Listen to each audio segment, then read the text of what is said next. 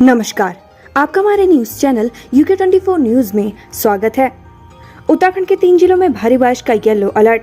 उत्तराखंड में दून, नैनीताल और बागेश्वर में रविवार को भारी बारिश का येलो अलर्ट जारी किया गया है। इसके अलावा दून, टिहरी, पौड़ी, चंपावत, नैनीताल, US नगर, बागेश्वर और पिथौरागढ़ के कई इलाकों में हल्की से मध्यम बारिश के आसार हैं। मौसम के निदेशक डॉक्टर विक्रम सिंह ने बताया कि 21 और 22 अगस्त के लिए चमोली, देहरादून, पौड़ी, गढ़वाल, बागेश्वर, नैनीताल में ऑरेंज अलर्ट रहेगा। 23 से फिर मौसम सामान्य होने की उम्मीद है। उत्तराखंड में पिछले 2 दिनों से बारिश में कमी दर्ज की गई है। शनिवार को भी दून में पूरे दिन उमस रही। शाम को देहरादून और मसूरी के कुछ इलाकों में हल्की बारिश हुई। बद्रीनाथ हाईवे पर 20 घंटे बाद वाहनों की आवाजाही शुरू। ऋषिकेश बद्रीनाथ राजमार्ग शनिवार को भी तोता घाटी और भल्ले गांव में मलबा आने से करीब 20 घंटे तक बाधित रहा। NH और लोनीवी की JCB मशीनों की मदद से हाईवे पर वाहनों की आवाजाही सुचारू हुई। नाग पंचमी शुभ मुहूर्त। नाग पंचमी पर बन रहा बेहद दुर्लभ योग। काल सर्प दोष से मिलेगी मुक्ति। इस बार नाग पंचमी पर बेहद दुर्लभ योग बन रहा है। इस बार नाग पंचमी सोमवार को पड़ रही है, जो भगवान शिव का प्रिय दिन है। नाग पंचमी पर काल सर्प दोष से पीड़ित व्यक्ति सही विधान से पूजा अर्चना करे तो उसे इस दोष से मुक्ति मिल सकती है। सहकारी संघ को शिक्षा विभाग ने झंगोरा खरीद कर नहीं दी डिमांड। मिड डे मील में बच्चों को खीर परोसने की थी तैयारी। उत्तराखंड में झंगोरे की खीर लोगों का प्रिय व्यंजन है, जिसे शिक्षा विभाग ने मिड डे मील के दौरान बच्चों को परोसने की बात कही थी, लेकिन अभी तक झंगोरे की डिमांड सहकारी संघ को नहीं दी गई है। न ही लाभ बढ़ाने की दिशा में कोई मंथन हुआ है। चोरों ने गैराज में खड़ी स्कॉर्पियो पर किया हाथ साफ। तलाश में जुटी पुलिस। गंगनहर कोतवाली क्षेत्र में कार मिस्त्री की गैराज में खड़ी स्कॉर्पियो कार को सेंट्रो में सवार होकर आए चोरों ने हाथ साफ कर दिया। वहीं स्कॉर्पियो के मालिक और गैराज स्वामी ने इस मामले में पुलिस को तहरीर देकर कार्रवाई की मांग की है। शिकायत मिलने के बाद पुलिस घटना की जाँच में जुट गई है।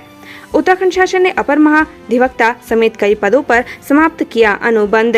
उत्तराखंड शासन ने आज उत्तराखंड हाईकोर्ट के समक्ष राज्य की तरफ से पैरवी करने के लिए विभिन्न पदों पर तैनात किए गए विधि अधिकारियों के अनुबंध समाप्त कर दिए हैं। इसके लिए शासन के अपर सचिव सुधीर कुमार सिंह ने आदेश जारी कर दिए हैं। आफत की बारिश में एक्शन में स्वास्थ्य विभाग, अस्पतालों को अलर्ट रहने के दिए निर्देश। मेडिकल टीमें भी हुई एक्टिव।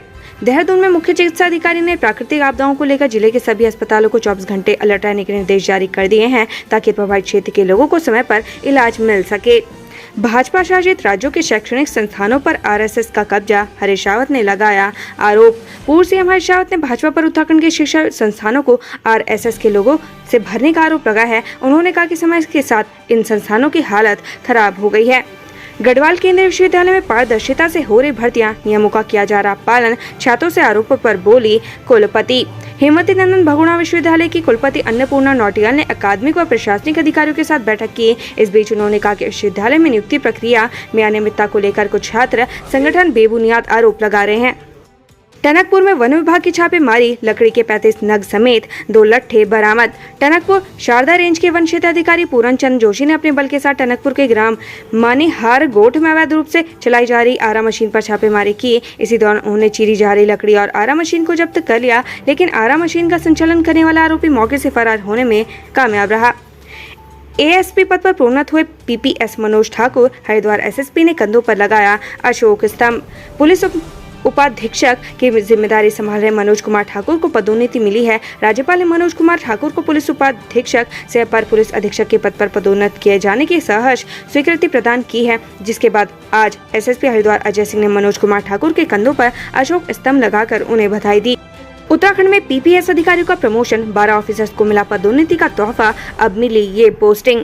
उत्तराखंड के 12 PPS अधिकारियों को प्रमोशन का तोहफा मिला है। 3 PPS अधिकारियों को एडिशनल SP पद पर प्रोन्नत किया गया है। इसके साथ ही सभी को नई पोस्टिंग भी मिली है, जिसमें मनोज ठाकुर हरिद्वार, पंकज गहरोला को देहरादून और बीर सिंह को उधम सिंह नगर में पोस्टिंग मिली है।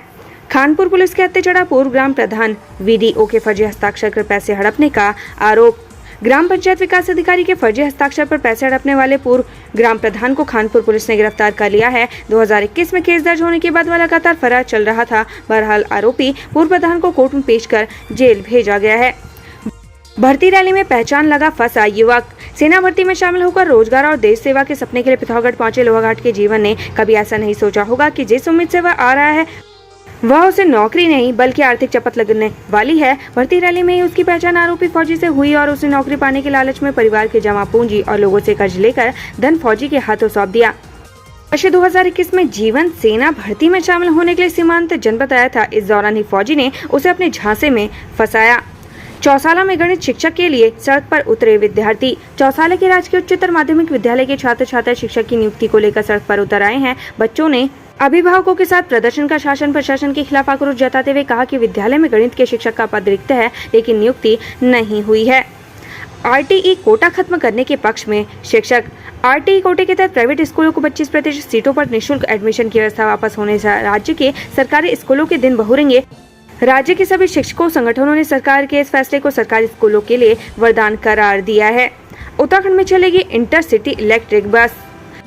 राज्य के प्रमुख शहरों के बीच भी छोटी दूरी की इंटरसिटी ई बस सेवा जल्द शुरू होगी। केंद्र सरकार की पीएम ई बस सेवा योजना के तहत राज्य को 100 बसें देने के प्रस्ताव पर केंद्र सरकार ने सैद्धांतिक सहमति दे दी है। राज्य को बस निर्माता कंपनी को संचालन के लिए दिए जाने वाले शुल्क के भुगतान को ठोस सिस्टम तैयार करने के निर्देश दिए गए हैं। राज्य जल्द ही भुगतान प्रबंधन तंत्र का खाका तैयार कर केंद्र सरकार को भेजेगा।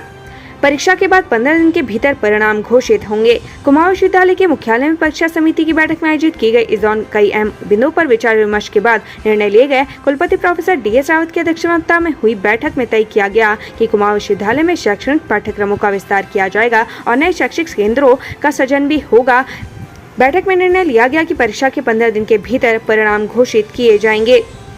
ओखलकांडा के शिक्षक की करंट लगने से मौत। रेस्टोरेंट की रेलिंग से सटे बिजली पोल में आई करंट की चपेट में आने से ओखलकांडा ब्लॉक में तैनात शिक्षक की मौत हो गई। शिक्षक शनिवार रात 9 बजे अपने साथियों के साथ रेस्टोरेंट में खाना खाने पहुंचे थे।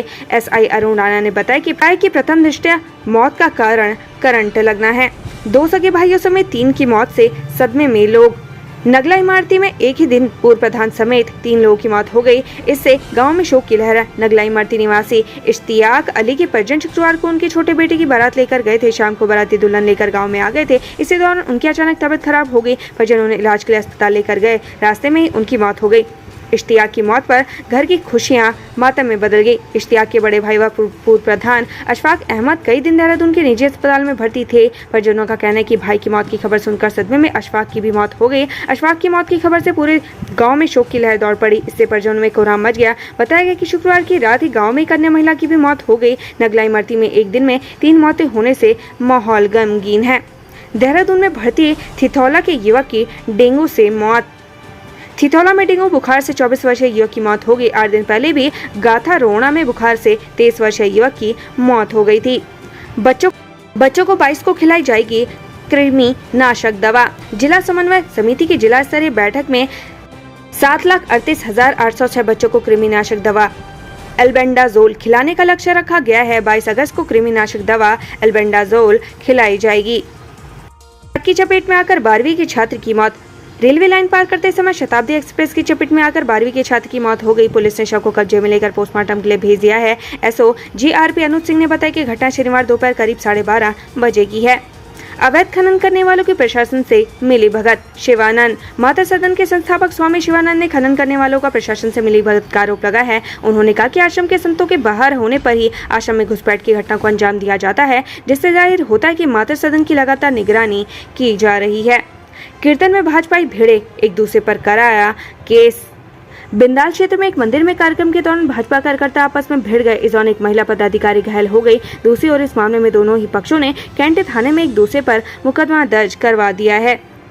दून के 29 क्षेत्रों में डेंगू का प्रकोप, मरीज 300 पार। दून में डेंगू का दायरा बढ़ता जा रहा है। जिले में 29 क्षेत्रों में डेंगू ने दस्तक दे दी है। अजबपुर कला एवं धर्मपुर में 23 से सर्वाधिक मरीज मिले हैं। शनिवार को डेंगू के 24 नए मरीज मिले हैं। दून में डेंगू के अब कुल मरीज 310 हो गए हैं। दून में शनिवार को 1538 मरीजों की जांच डेंगू के लक्षण दिखने पर कराई गई। CMO डॉक्टर CS रावत ने बताया कि अब दून में 69 एक्टिव मरीज हैं। गुस्सा, DAV कॉलेज के छात्रों का हंगामा, प्राचार्य कक्ष में तोड़फोड़। 12वीं के मेरिट के आधार पर दाखिले की मांग को लेकर शनिवार को छात्रों ने DAV PG कॉलेज में जमकर हंगामा काटा। प्राचार्य के घेराव के बीच वार्ता के दौरान पुलिस के हस्तक्षेप में से गुस्साए छात्रों ने प्राचार्य कक्ष में तोड़फोड़ कर दी। यही नहीं, प्राचार्य को जमकर खरी खोटी सुनाई गई। शिक्षकों और छात्र नेताओं ने किसी तरह मामला संभाला, तब जाकर गुस्साए छात्र शांत हुए। हाईकोर्ट में पैरवी के लिए नामित अधिवक्ता हटाए। राज्य सरकार ने हाईकोर्ट में पैरवी के लिए नियुक्त विधि अधिकारियों को हटा दिया है। मुख्यमंत्री पुष्कर सिंह धामी के निर्देशों पर यह कार्रवाई की गई। CBSE छात्र 12वीं में विषय नहीं बदल सकेंगे। सीबीएसई ने वर्ष 2024 में होने वाली कक्षा 10वीं और 12वीं की बोर्ड परीक्षाओं के लिए दिशा निर्देश जारी कर दिए हैं। इसके मुताबिक 12वीं कक्षा में छात्र विषय नहीं बदल सकेंगे। जो विषय वे 11वीं में पढ़ेंगे उन्हें वही 12वीं में भी पढ़ने होंगे। मार्कशीट में गलतियों पर एबीवीपी का प्रदर्शन। अखिल भारतीय विद्यार्थी परिषद ने श्रीदेव सुमन विश्वविद्यालय परिसर में श्रीदेव सुमन विश्वविद्यालय के कुलपति और परीक्षा केंद्र का पुतला फूका। एबीवीपी संगठन के छात्रों का आरोप है कि विश्वविद्यालय स्तर पर परीक्षा परिणाम की अंक तालिकाओं में त्रुटि है। प्रदर्शन करने वाले छात्रों ने परीक्षा परिणाम की अंक तालिकाओं में त्रुटियों को सुधारने की मांग को लेकर शनिवार को कुलपति और परीक्षा केंद्र का पुतला दहन कर प्रदर्शन किया। एबीवीपी के छात्रों ने महाविद्यालय प्राचार्य को ज्ञापन सौंपकर कुलपति को भेजा है। पौड़ी में पूरे दिन गुल रही बिजली, व्यापारी और लोग रहे परेशान। मंडल मुख्यालय पौड़ी में शनिवार को सुबह से बिजली गुल रहने के कारण आम उपभोक्ताओं को खासी परेशानी का सामना करना पड़ा। व्यापारियों का और सरकारी दफ्तरों में भी काम प्रभावित रहा। विधायक उमेश का लोस चुनाव में लड़ने का ऐलान। खानपुर से निर्दलीय विधायक उमेश कुमार ने हरिद्वार से लोकसभा चुनाव लड़ने का ऐलान कर दिया है। उन्होंने सोशल मीडिया पर पोस्ट डालकर इसका ऐलान किया है। विधायक उमेश कुमार ने सोशल मीडिया पर कहा कि चुनाव दल नहीं जनता लड़ाती है। नदी में गिरा वाहन, एक व्यक्ति की मौत। हाईवे पर भटवाड़ी से गंगनानी की ओर जा रहा एक वाहन शनिवार को सवारी गाड़ी में जा गिरा। सूचना पर एसडीएफ टीम मौके पर पहुंची और फंसे लोगों को निकालने के लिए रेस्क्यू अभियान चलाया। एक व्यक्ति को घायलावस्था में निकाला जबकि दूसरा वाहन के अंदर फंसा था। उसे कड़ी मशक्कत के बाद निकाला लेकिन उसकी मौत हो चुकी थी।